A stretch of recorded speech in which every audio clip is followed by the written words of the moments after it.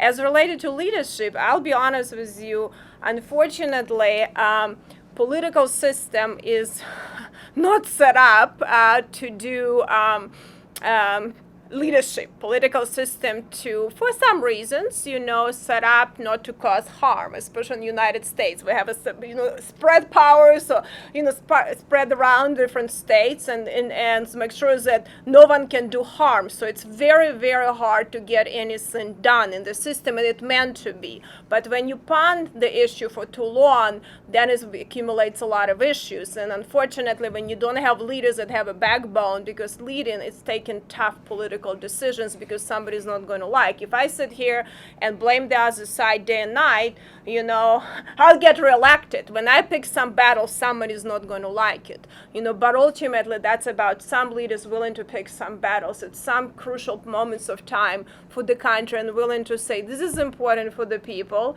and I'm not going to worry about it. Who's going to attack me? Who is going to do what? I think it's the right thing to do, and I only care that it needs to be done for the people I represent. And that would take, guts. It take communications, it take relationship, and find some other people around you who'd be willing to go with you, because it's very difficult if you don't have a team.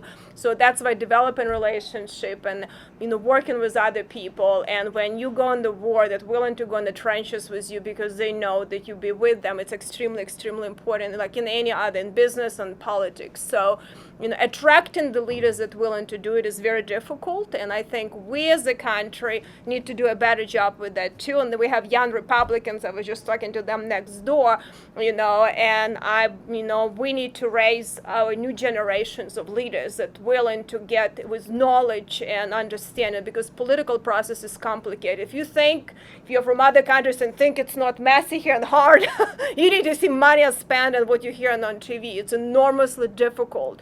You have to survive. The strongest survive. It's enormous amount of money, and intellect comes after you in opposition. You go into tough races and you have a machine coming from you. You have to be agile, fast, and have good people helping you and good teams, and building that relationship with team when you know that is extremely important. But I think as you know, it takes few percentage of people to get stuff done in any country. And I think it doesn't take 80%, 20% can do a lot or less. More major battles were won by very few. But I think if people see you do the right thing and be authentic, people will go with you and never be afraid to pick a righteous fight and righteous battle. And we have a lot of them happening right now. We actually don't have the votes for that reason tonight. So, and we can debate if it is righteous or not, but and that's one thing. I'll be honest with you. I had huge fights with the other side, Democrat Party, and I'm very far apart in a lot of issues. Very hard for me to find common ground, even when I was able to do it when it was very important for our national security. But I hold my party even more accountable than the other side, because this is the party that I'm part of.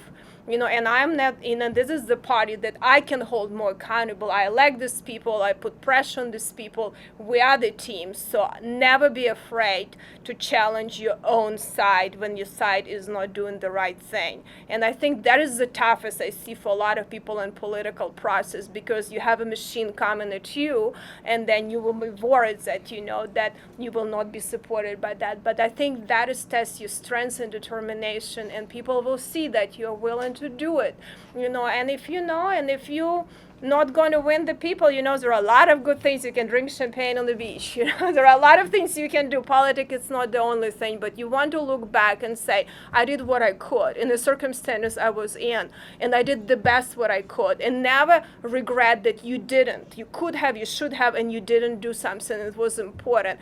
And that's something we need to raise our children doing that. And as a huge fan of the republic, and I know that there is we don't have a pure democracy in the United States for a reason. Pure democracy usually leads to dictatorship. It's not Aristotle said, not me, and Plato. But I think we have republic for a reason, and I think it's important to educate politicians and political people that what is the meaning of republic, what do we have to fight, what do we here, because America in the United States, we protect people's rights to life, liberty, and property. We protect. This is that I test myself. It's a bill that I'm introducing.